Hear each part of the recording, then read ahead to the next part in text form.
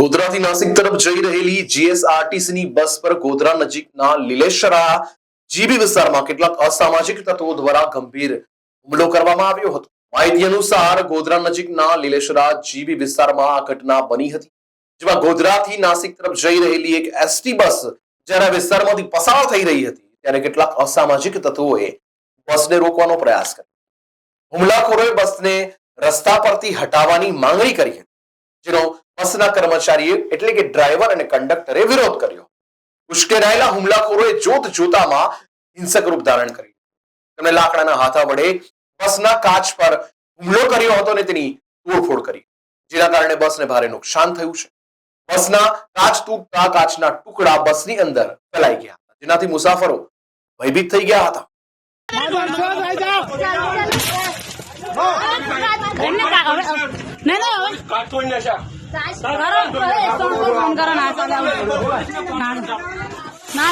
गाड़ी आड़ी कर दो ना चले खबर पड़े हैरान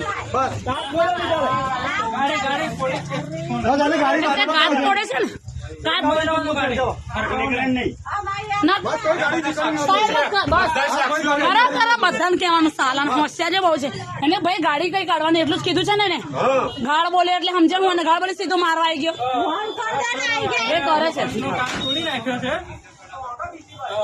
આપણે આ ગોંદરામાં